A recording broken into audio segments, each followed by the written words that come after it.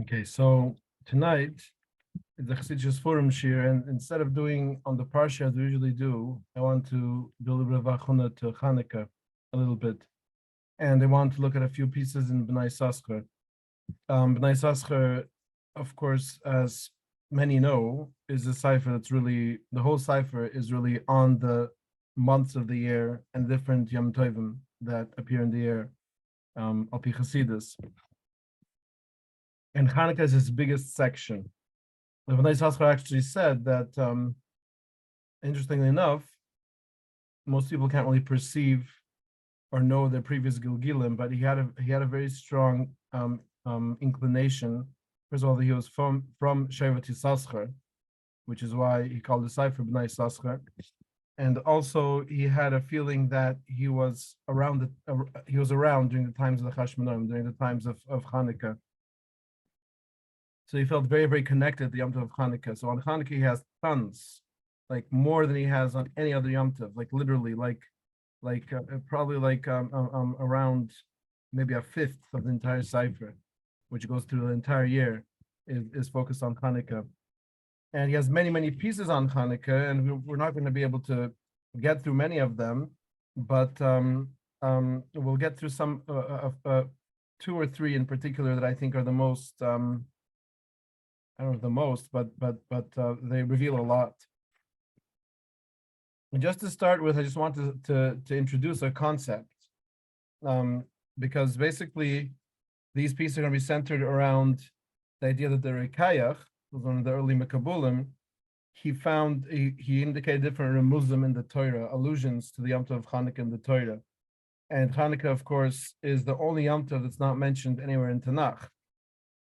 Because even Purim, which was also a later Yom Tov that was not around in times of the Torah, but it's mentioned in Megillas Esther, right? So it's in Tanakh, but Chanukah was totally after that whole Tekifa. And that would make you think that Chanukah might be the smallest or the least significant of the Yom Tovim, but he's going to show that actually it's the opposite. He's going to show that it actually means that it's the highest. Because basically the idea is, let's talk for a second, just so that everyone's clear, so that when we get into it, we're going to understand the idea of the Or HaGunas. Okay, so this is an idea. Chazal mentioned that there was a Or HaGunas, there was light that was concealed. This is the light that existed at the beginning of Master Brashis, when Hashem said, Yehi Or, and Hashem said, let there be light.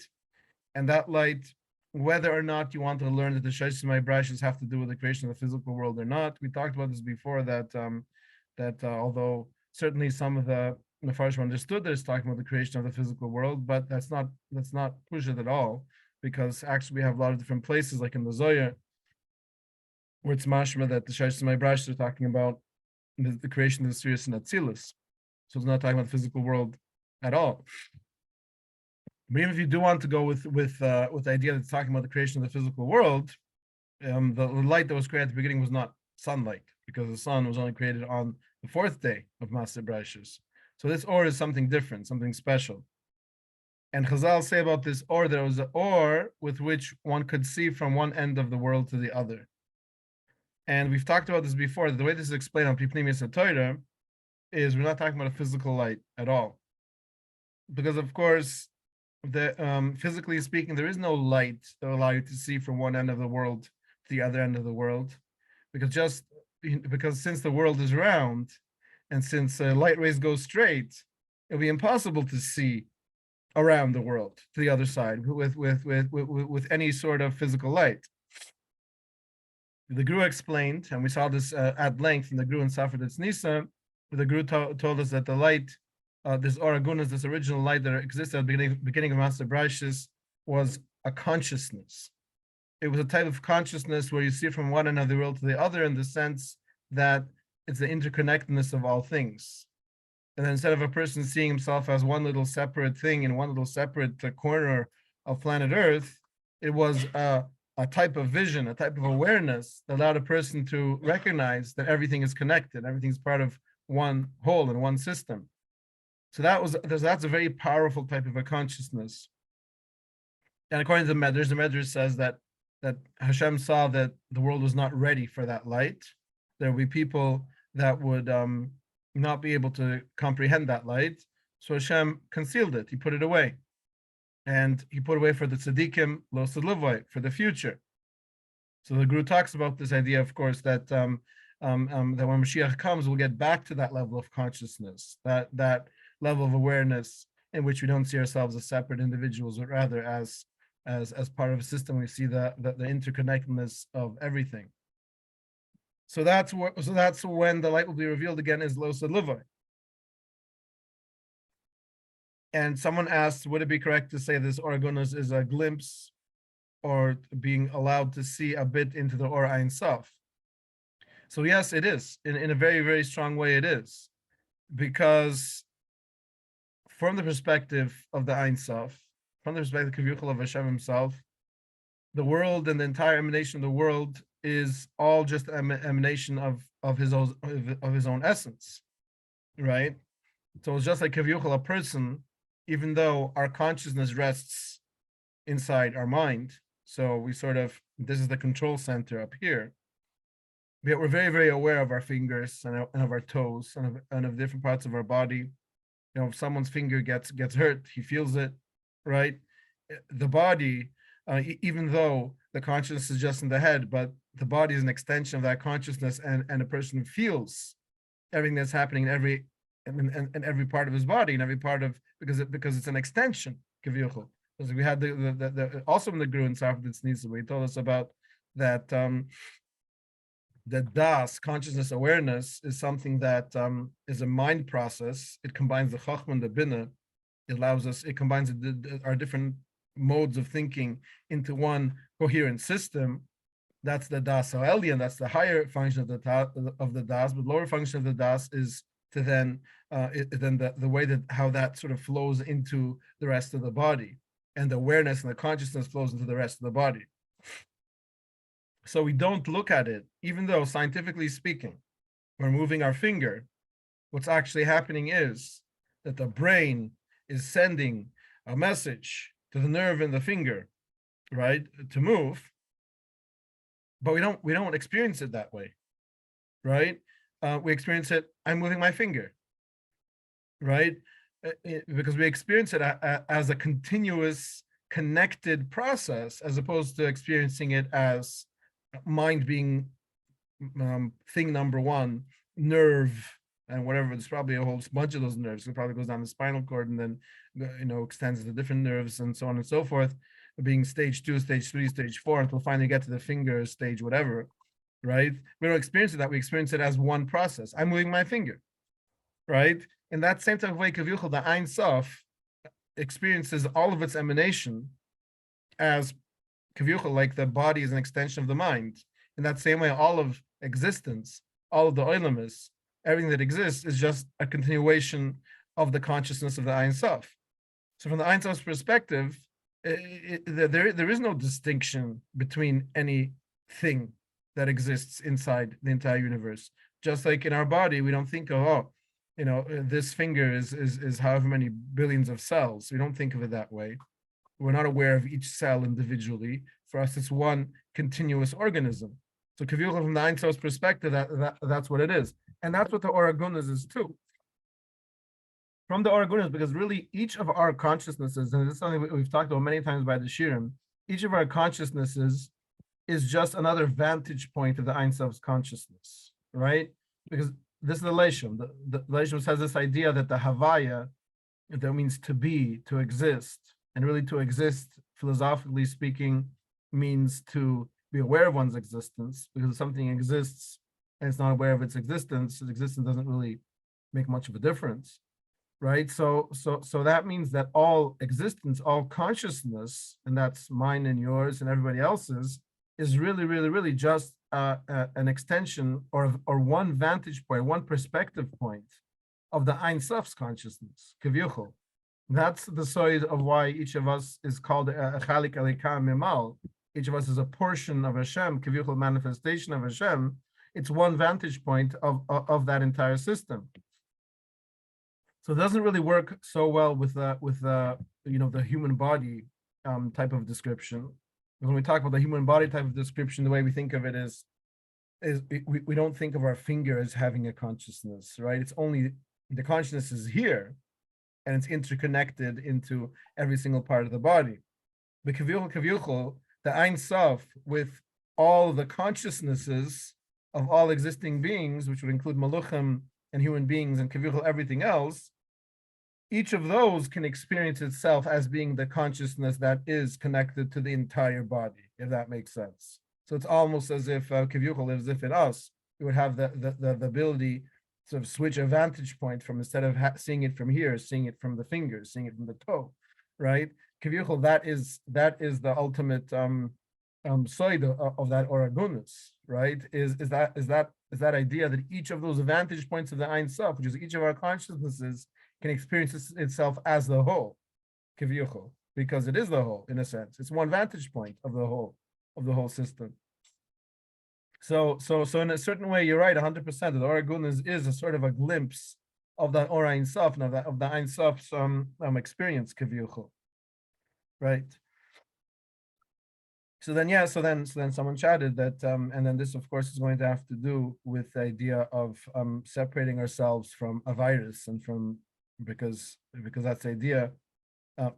Hashivani Hashem Alechu v'noshivu chadish shivani kikedem, the person quoted in the chat to me, is that idea that we sort of, we can return to that if we can get away from that which deters us from having that unified experience, and that is sin. That's a virus, but it's not just a virus. It's b'chlal, the idea of what we call the Yissachar, which Yissachar is synonymous essentially with personal ego, with our nefesh Bahamas, with that part of ourselves that insists on its being separate and insists on getting its way and looking at itself as the king of everything, as opposed to looking at the whole system as one integrated whole. So that's a deeper idea. So then it says that oragunus that Hashem created kavyuchol at the beginning of Maaseh Bereshis, that oragunus was hidden away because it wasn't time yet for the world to experience that, and it was hidden away lo sudlovai.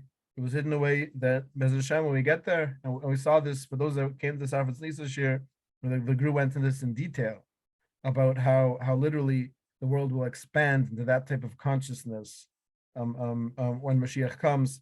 Toward the pasuk in Yeshaya, V'mala huretz dayas Hashem, that the world then will be full of the consciousness of Hashem, kavyuchol, which the group explained in that way, that consciousness of seeing that everything's a likus. But the Chazal also tell us one more interesting fact.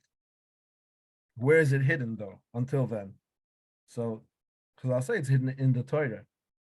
So that means that the Torah, in addition to all the other ways of looking at the Torah, which are all true in a certain sense, because you can look at the Torah as a guidebook for our lives and for how to be good people, and you can look at the Torah as in many different types of ways, but on the deepest level, the Torah is where this consciousness is concealed.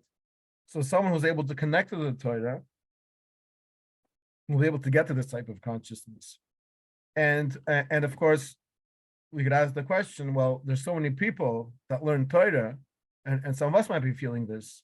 I learn Torah all the time, and I still haven't gotten to that type of consciousness. That's why it's gunas, it's hidden in the Torah, right? So it's not something that's right there on the surface level. It's something that's sort of between the lines. As a person gets deeper into Torah, and especially Torah Sanister, right? Because Torah Sanister gives us that added dimension of seeing. You can learn Torah Sanigla and have a very nice structure of how to live your life, and of Jewish history and miracles that Hashem did in different times in history, and very beautiful and very nice. And you can know a lot of halacha. You can understand gemuras and the shaklatarias and the backs and forths about different opinions and halachas. It's all very nice, but you need to have that deeper dimension. You need to be able to see deeper into it, and that's really what Pnimis Torah helps us do. So I think that all of us would I hope so, right? Because I'm just speaking from myself, that just from these shirim, and from giving the shirim, and from growing, because I feel that, even though it's funny because I'm the one giving the shir, So like, it's almost like, how am I the one that's growing? But I feel that just from the fact that from giving this year and from being connected to all of you, and I feel like we're growing together, and I feel like my consciousness is so different now than it was when I started giving the shirim back in 2012 or whatever it was when the shirim started. Sometimes I feel like erasing all the old shirim because I feel like it's like I see things differently now than I did then, and hopefully as Hashem it'll only just keep growing through learning Primus Torah, through seeing all these different things in this forum. We're able to open up and connect to that Oragunas. But Oragunas is connected to Chanukah in a very powerful way. And he's going to tell us this, Bnei Yissachar. He's going to give us a lot of different remuzim, a lot of different ideas, how we see this idea. And this dafka, because it's an Oragunas, or that's concealed in the Torah, that's why you can't write out Chanukah beferish in the Torah. You can't have that Chanukah, you can't have Chanukah beferish stated in the Pusik, that there's a mitzvah to light Ner Chanukah, right? Chazal asked the question, the Gemara in Shabbos, how can we make on the bruch of Ner Chanukah, right? Asher kitchuni b'mitzvaysa v'tzivuni lahadlik Ner Chanukah, right? How can we make the brucha that Hashem, you commanded us to light Ner Chanukah? Where did Hashem command us to light Ner Chanukah? Right? The Gemara asked the question itself. The Gemara says, over there, Rav Avi over there says, because from Lo Yisachar, there's a mitzvah, don't stray from the words of the Chachamim. So if the Chachamim commands something, so that's like Hashem commanded it. Shalav richa v'yagedchu. The other of Nehemiah says that it comes from the Pusik where it says, ask your father and he will tell you. So therefore, if we have a Messiah to light Ner Chanukah, so that itself is as if Hashem commanded us to light it. But really, the idea is that the chiddush of Chanukah is that it's hidden, it's concealed, and that's why Chanukah is a Yom Tov that's a weekday Yom Tov, right? It's a Yom Tov that we do Malacha. It's a Yom Tov that most people have yeshiva and have school and have and go to work and that's the way it should be because it's dafka showing the idea of that concealed or. Right, and that's why Chanukah is not stated openly anywhere in the Torah. But since that concealed or is concealed in the Torah, we're going to find concealed remuzim, concealed allusions to Chanukah in the Torah. So that's basically what the Bnei Yissachar sort of starts with is telling us that, and then he brings from the Rikayach different kind of remuzim, different kinds of ideas where we see Chanukah alluded to in a concealed way in the Torah, and of course. This is going to go into, we're going to talk a little bit more on Matzah Shabbos and the Kavunas Shir, but this is going to allude to all the different ideas of Hanukkah, where it's almost like the emphasis is on concealment, because like the idea that the Ner Hanukkah should dafshik lemata meseret tfuchim, below 10 tfuchim, where the Gemara in Sikha tells us that the Shechina doesn't come down lower than 10 tfuchim. Whatever that means, that's a whole different sigya, because of course Hashem's everywhere. So it doesn't mean the Shekhinah doesn't come down. It means that the Hisgalus of the Shekhinah is weaker below 10 tefachim, because over there is the Mukam Aklipus already, because it's close to earthliness, close to planet Earth, right? And Dafka there we're going to like the Chanukah menorah to show that even in the lowest places is that Or of Hashem is manifest, and that Or of Hashem is concealed there, and it's going to be on the left side of the door, right? Which is again the idea of left side is Bechinas Din, right? On the other side of the mezuzah, not the same side as the mezuzah, which is the holier side, so to speak, right on the other side, and all these different halachas that we have with Hanukkah are always sort of emphasizing this idea of bringing the or down into the lowest places. And this, by the way, just derech agav, since we mentioned it, it says the Gemara says in Sikha that the Shekhinah doesn't come down lower than 10 tefachim, and some ask the kasha because there's a particular belezer that says there's a number of times that Hashem manifested lower than 10 tefachim, and the main one of those times that we see in the Torah is by the sneh, right? But when Moshe Rabbeinu had that revelation of Hashem by the sneh. Right, so that was by the burning bush, Chazal emphasized there was a small bush, dafka, right? And Pashtus, the way Pikadei Blazer is mashma that way in Parak, whatever it is, Parak Ulam Midhai, I don't remember where it is, but that it's dafka below 10 tfuchim. So the question is, the Gemara says in Sikha, the Shechina doesn't reveal itself below 10 tfuchim, so why is it that by the Snei, the Shechina revealed itself to Moshe lower than 10 tfuchim? And I think the answer is that it's mamish connected to the idea of Chanukah that we're talking about over here. Because by the Snei also, the Klal Yisrael were in the lowest level, they're meant to Shai Timah, right? In Mitzrayim. They didn't have any schism. They didn't have any reason why Hashem should take them out from there. They were almost completely lost. So Hashem B'davka showed that even Lamatim and 10 Tfuchim, in the place which is the Mokam HaKlippus, in the place which is the place of darkness, right? I'm still there. Hashem's with, right? Hashem's with the Klal Yisrael wherever they are and whatever matzah they are. Of course, we know Rabbi Nachman goes into this many different stories in the Kitab Aran. We don't have to go into them. Sometimes, we've talked about before. Rabbi Nachman says that really be'emes, the lower the person is, kiviyuchol, the closer he is to Hashem in a certain sense. Because only a more powerful aura of Hashem can handle coming down into such a low place, right? So therefore, kiviyuchol in the lowest places is the greatest aura. And that's basically the whole idea of Chanukah. Ramata actually talked about this by a few of his events. He mentioned this idea that by Chanukah, we one of the sigils of Chanukah is that we daven to have good children, right? And the Gemara says, Arugel Bnei, Gemara in Shabbos, someone who is careful about the ner, about lighting the lecht, the candles, tzadikim. And in the Gemara over there itself, it's a question, the Mefarshim, if it's going on their Chanukah, if it's going on their Shabbos, right? Because that Sigi over there is talking about both. But Rashi says it's going on their Chanukah, right? So then we have this idea that their Chanukah, you're likely to have good children. So Mata connected this to the idea of the dafka, the fact that we see or in the darkest places. That's the whole lesson of Chanukah. Or agunas, Hashem's or is concealed sometimes, and sometimes that concealed or could be the most powerful or. But Hashem Motzu Shabbos will go into it. I'll be the result why the or that's coming down Chanukah is the most powerful or. Well, there's Hashem. We'll get into it. But the idea is that a person sometimes thinks he labels this. Chassidus we should never do this, but some people do this. They label their children. This child, this one is this is the good one. This is the one who's matzliach in yeshiva. This is the one who all the rebbes are telling him he's going to be a big Talmud Chacham. And the other one, that's the other one, right? And that's such a mistake, because the whole idea of Chanukah being connected to the children, being connected to having Bunim Tzadikim, because the only way you can have Bunim Tzadikim, the only way you can have righteous children is if you can see the or and the lechtka and the beauty in each one of your children.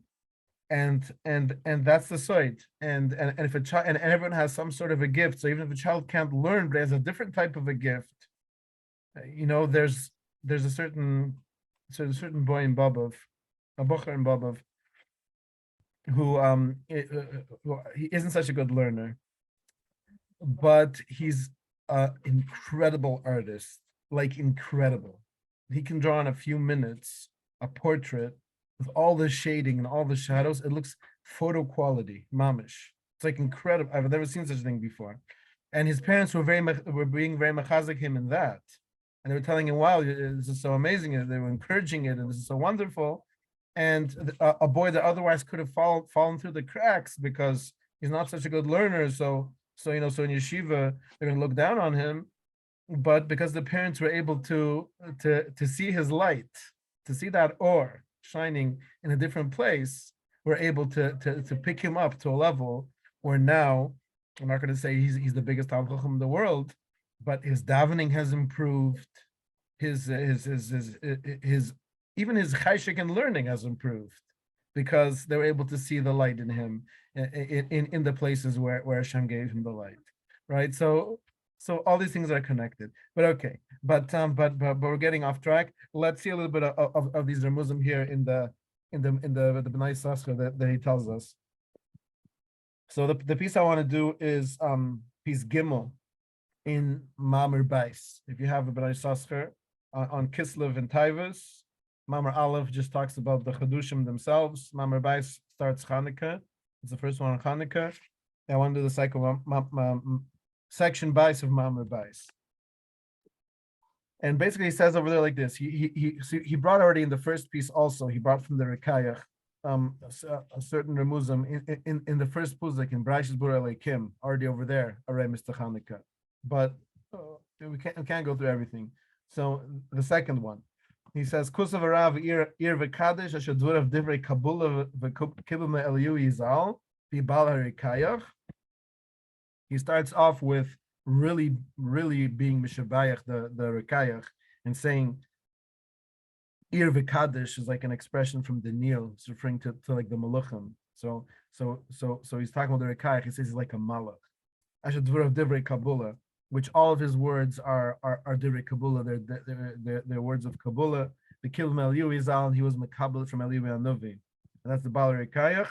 V'zei l'shoinoi, Parshas Emor Lekahanim. He writes in Parshas Emor, where you have the list of all Yom Tovim over there. Hischil Shabbos, Virigulim, Pesach, Vetzeres, Rosh Hashanah, Yom Kippurim, Vesikas. He goes through all the Yom Tovim over there. And then it says, Vaidaber Moshe es Moyade Hashem Bnei Yisrael. Moshe Rabbeinu told all these Yom Tovim of Hashem to the Klal Yisrael. And right after that, Sumuchla, it says, Vikhi Lechu Shem and Zayich Zach, Kusas Lemo'oy. Right after that, it says, take for yourself pure olive oil. It's very, very interesting. Right, so directly after talking about all the Yom Tovim, the Torah goes into this idea of olive oil. It's very, very interesting.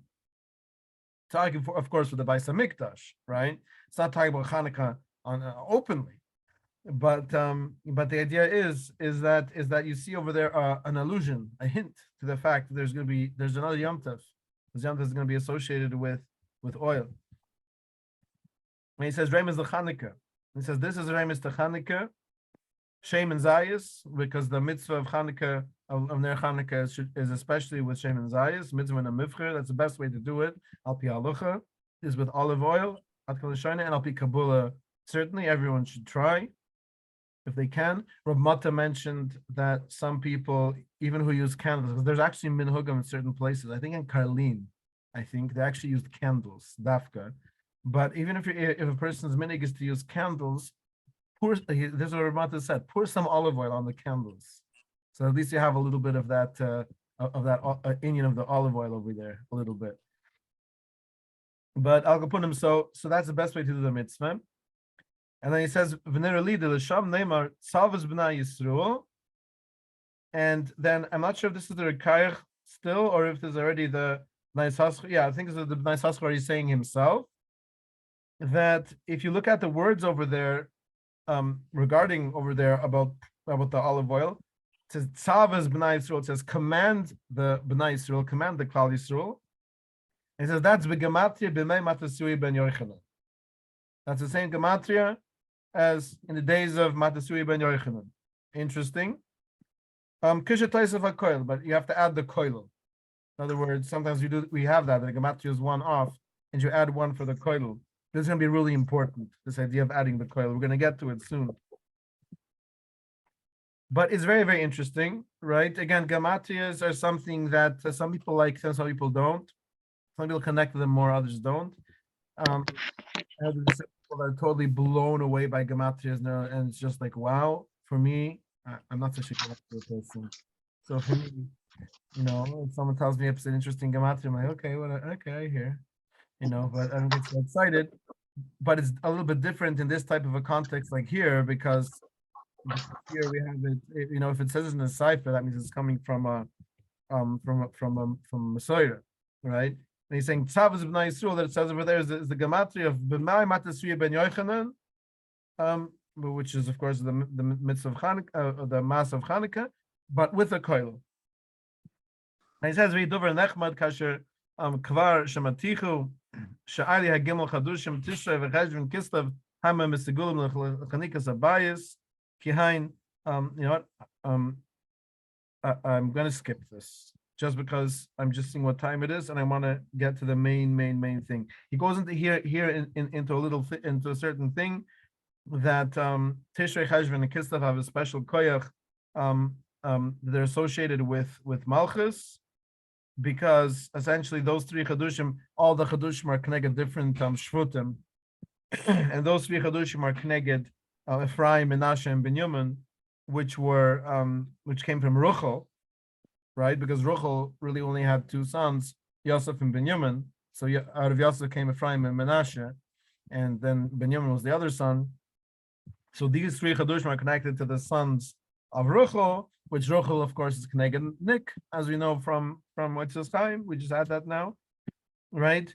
And then so he makes that connection over there, that what's it called? That these chadushim are connected. So that's why in Tishrei we're working on what's it called, on the idea of building up Nick, right? As we know, that's the whole avodah of Rosh Hashanah through Shmini Atzeres, is building up Nick and the zivig of Nick with Zah, so that's associated with Nick, with Ruchel. And then Cheshvan has to do with the Chanikas Abayis, with Abayis Shloime, which has to do with Ruchel, and then Kislev is going to be this idea of Chanukah. Okay, but I don't want to get into that one because I want to get to the really the part that I really want to get to before we run out of time. But he tells us, but he mentions over there also one more idea in that piece. He mentions also the idea that the Ge'ilah of Chanukah wasn't a Ge'ilah Shleima. It wasn't a complete Ge'ilah. If you think about it, for those that know the story, right? If you look in Yosefin or whatever, or Sefer Chashmonim, or wherever you want to look for the story of Chanukah, right? So you'll see over there that this was only the beginning, and this wasn't the end of Antiochus over here, right? The Yevunim came, they trashed the Beis Hamikdash, and Baruch Hashem, there was this nest with the Chanukah Menorah. Rather, you won't see the nest of the Chanukah Menorah in Yosefin or in Chashmonim, because for some reason none of these sources actually bring the miracle. You only really find it in I think you do find it in Megillas Antiochus, I think. And for sure you find it already in Chazal, in the Mishnah, and it's brought down in the Mishnah, whatever, the Brisa, it's brought down in Sechtes Shabbos, right? But what's it called? But so this like little miracle happened, very nice. But then this Milchama went on for quite some time afterwards, right? And there was a number of different Milchamas, and then even when Antiochus Senior was gotten rid of, they still had problems with Antiochus Junior, and it went on.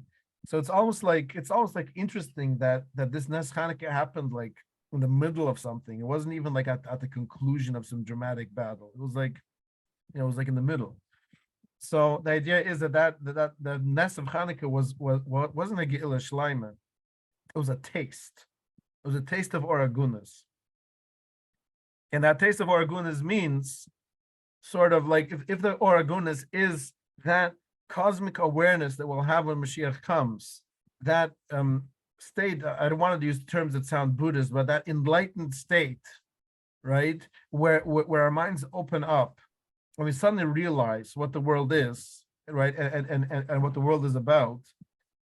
So then that's like essentially like taking away that veil of illusion that sort of surrounds the world, because we're in this veil, right? There's this veil, there's this illusory, when we talk about the idea, the Lishon points this out, that when we talk about the idea of the world being a olam hasheker, it doesn't mean that the world doesn't exist, that the world is an illusion in the sense that it's not real. It just means that it's not as it appears to be, right? Of course it's real. It's a manifestation of the Ora itself, but the way that it appears as independent entities separate from each other, right? That aspect of it is an illusion, right? But the idea is what's it called? So taking away that veil entirely will be the Ge'ilah Shleima. That will be the Ge'ilah B'Yemosei Mashiach. Over there by Chanukah, it wasn't a Ge'ilah Shleima. It was a little taste. It was like sort of like a little peeling it back a little bit. Like, look, wow. There's the menorah is shining, the menorah is shining for 8 days. It doesn't make any sense. I'll be nature. LMI, what? Nature, the way it manifests is an illusion. So this is just like a little hint. It's not even a miracle that was absolutely super necessary, because halachically, they don't have oil, so they don't have oil. Like as oil in the patra, you don't have to worry about it, right? To do your Chassidus, to go get oil.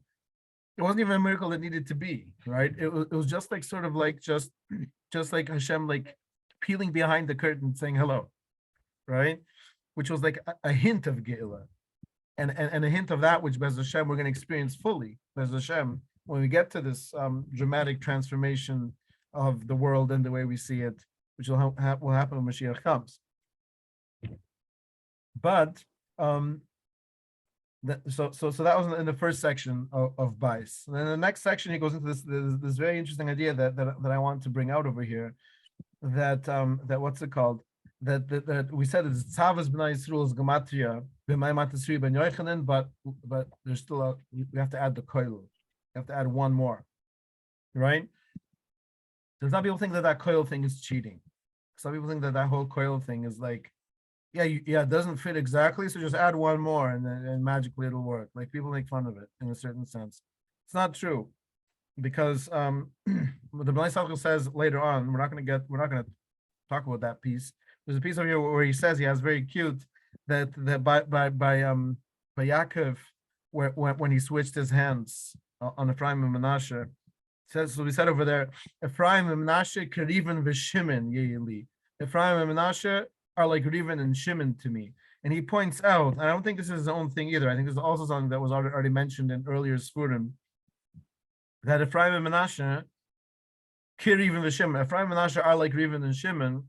The gematrias come out to almost the same, except you need to add the koil. So it's almost like you have a makor from the Torah itself. Ephraim and Menashe is like Reuven and Shimon. Oh, you have to add the koil. Well, adding the koil is a real thing, right? And the Rizal adds the koil a lot of times. It's not just like a cheating kind of a thing. Over here, we're going to see that over here in by Chanukah, that Taz Bnei Yisrael, you have to with a koilas, there's actually a whole meaning to that fact. You have to add the koil. So it's like this. So the hoyes ki or hahi ashnesaken b'may matasui ben yochanan he haor min or should never be merishin. So this is this idea that we're talking about, that this or was revealed in the times of Matasui ben Yochanan, and revealed itself in the what's it called? It revealed itself in the menorah. So the or is not, of course, the actual flame that's burning in the menorah, right? It's that transformation of reality, or that peeling behind the veil of nature, in the way that we see that the menorah is burning for 8 days. In addition to that, of course, we on this, and we see that part of it is also the milchama itself. The milchama itself, there was no open miracles. There was no fire coming down from heaven on the Yevunim. It's not the way it happened. It was a miracle again, in a concealed type of a way. It was a miracle of a small band of Kohanim. They got together, poorly trained, right? Not super trained soldiers, who got together and defeated a powerful and trained army.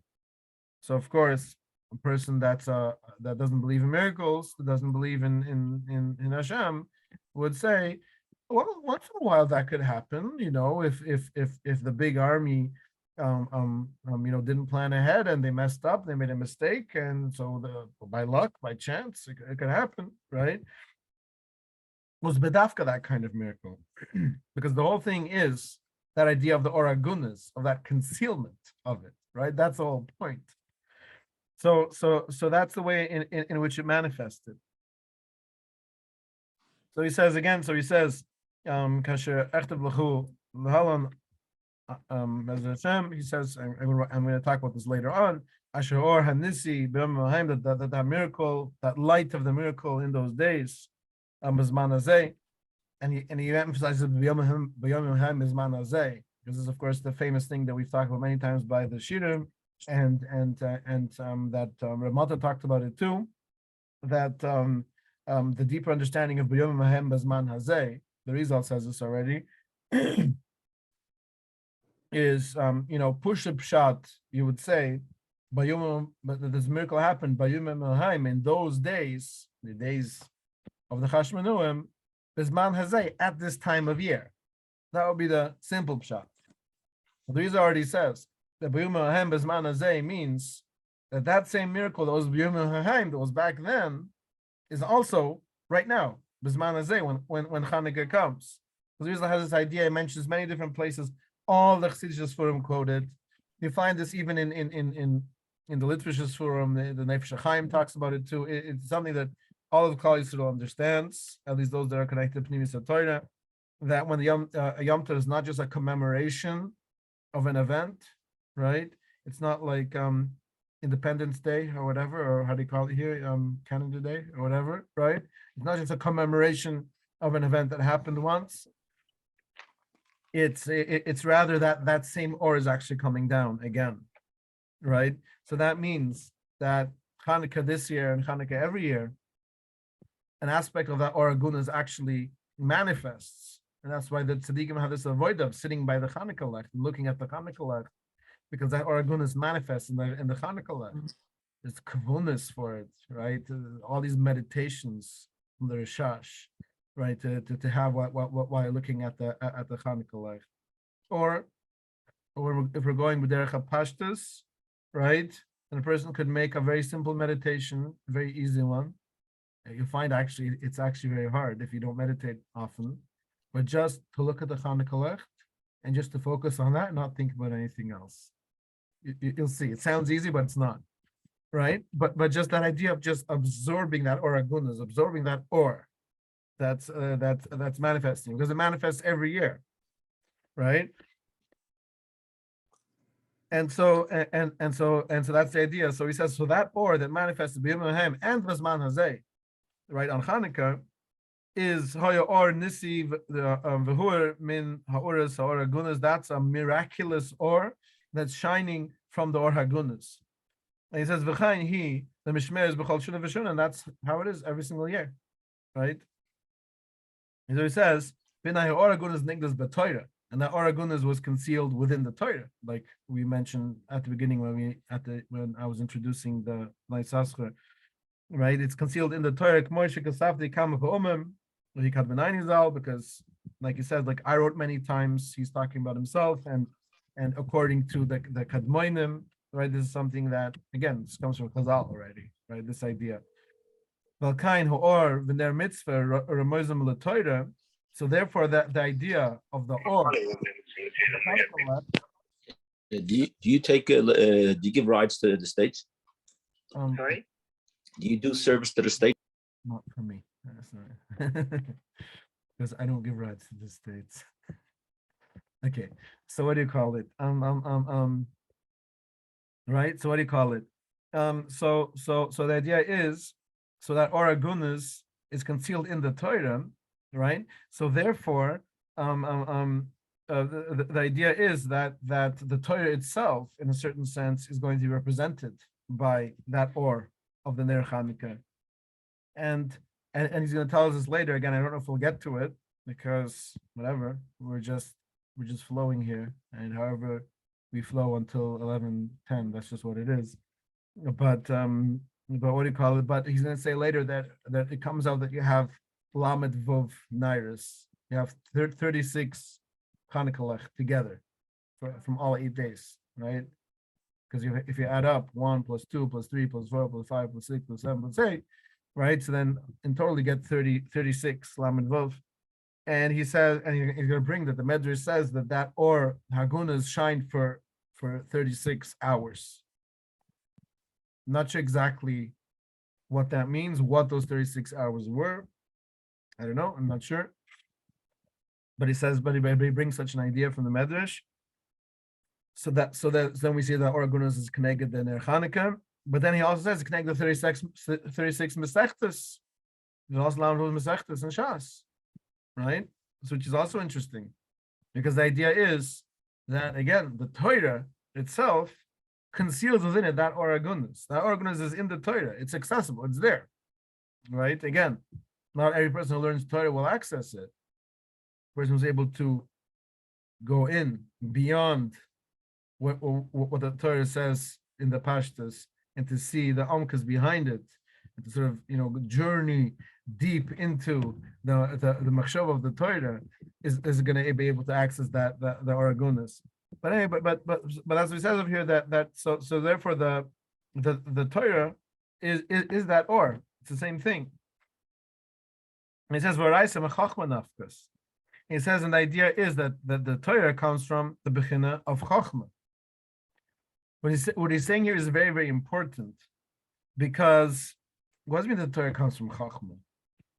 He quotes, it's Zohar. The Zohar quotes, it says that, but so we can't get into it in full because it's a complicated idea, and really Bemis Torah means so many different things on so many different levels, and Torah is a metzias that exists or in a malbush, which is higher even than Ak. Torah is a metzias that exists in Ak, in Atzilus, different places in Atzilus. Okay, a lot of times they say Torah Zal, a lot of times they say it's Nik, but it doesn't mean that it comes out of Chachma. So really, be'emes, the idea is that we've talked about this idea of the two aspects of thinking, right? Chachma thinking is essentially this level of consciousness that we're trying to access. Chachma thinking is unity. Chachma thinking there's no division, and there's no period, there's no categories, and there's no comparisons. It's all one organic oneness, right? Which is this type of consciousness that we're trying to get to, and that we're talking about over here. Bina is already Maiven Dover, Matoich Dover. Bina is already the idea of putting things into categories and organizing them, and understanding things in categories and in comparisons, and better and worse, and a better friend, a worse friend, a nicer person, a less nice person, all these things that we do that divide us from everyone and everything else, right? All that is Bina thinking. And it's something that we need to do to a certain extent to survive in the physical world. We do need to do that. So I'm not bashing it, right? But Chachma consciousness is that consciousness that we're trying to get to. And that's why this Oragunas that represents that deeper type of understanding was concealed in the Torah, because the Torah is associated with Chachma. In essence, the Torah allows us to get to that level. So very good. So someone chatted to me back to when I said that I don't know exactly the cheshbon of how the Oragunas is 36 hours, right? So someone brought down that the Sifsei Chaim quotes somebody who says that Oragunas was shining from the 12 hours from Chatzais of Erev Shabbos until Shabbos, plus the 24 hours of Shabbos. So it's 12 plus 24 is 36. Okay, you hear that, and that makes sense because the expression that he uses when he quotes it is that that's how long the Oragunas was shining for Udam Harishan. But I always wondered, Oragunas was created on day one of Master Brashis. The Vayhi he says Beferish a few times here. The Vayhi and Hashem commanded the creation of Or at the beginning of Master Brashis. That was already the Oragunas. The Pashas Oragunas was around before, but it means taka dafka, how long Udam Rishon got to use it for. Udam Rishon got to use it for 36 hours from Chatzais of Erev Shabbos and then throughout until the end of Shabbos. Okay, very good, beautiful. But what's it called? But so this idea that the Torah comes out of Chachma means that Oragunas is going to be able to allow us to get if one's able to tap into the Oragunas in the Torah, he's going to get into Chachma consciousness, which is going to enable him to get to this level.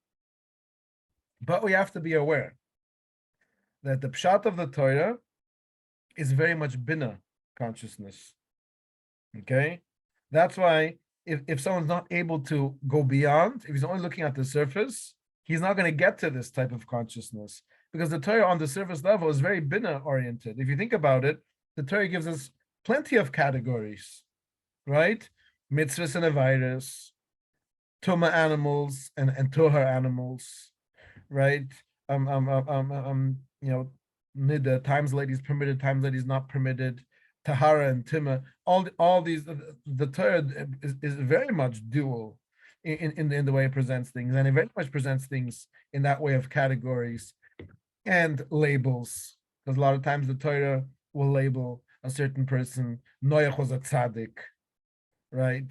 Other people, I don't think the Torah says beferish that Isa was a Rusha, but I'm sure there's places where the Torah comments that someone that someone was a Rusha, probably. It certainly criticizes for sure, right? So the idea is that, but once someone's able to sort of go beyond that and realize that yes, it's true that we have mitzvahs, we have obligations, and we have a virus we have to keep ourselves away from, and we have to live in that duality of saying that this is good and this is bad, and this I'm allowed to do and that I'm not allowed to do. We have to be very clear on that, right? But at the same time, to have this awareness that be'emes, everything is a lekis, right? There's nitzitz a lekis, even in that behaima hatimaya, even that in that behaima that I can't eat, and that chazer, let's say, or whatever it is, right? There's a nitzitz of kedusha in there too. Don't say that because it's tumah, that means that that's like divided, separated from Hashem, right? It's like these Muslims that on Ramadan, officially supposed to fast the whole day. So there's certain Muslims that they go to the bathroom. I hope I'm not going to get like death threats to my house. I hope no Muslims actually hear this, this thing.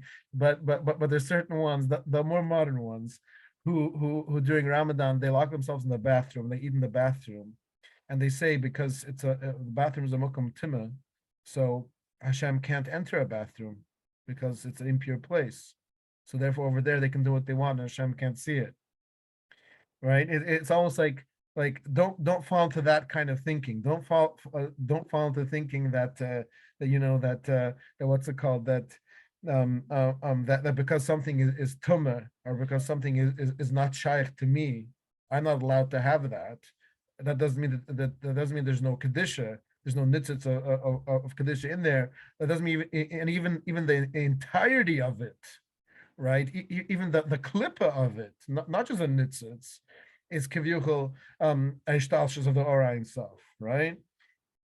Yeah, like someone quoted to me, "Lesasar punim minai," right? There's no place that's empty of him, right? So the idea is that that's almost like it's almost like literally we're living on two planes at once.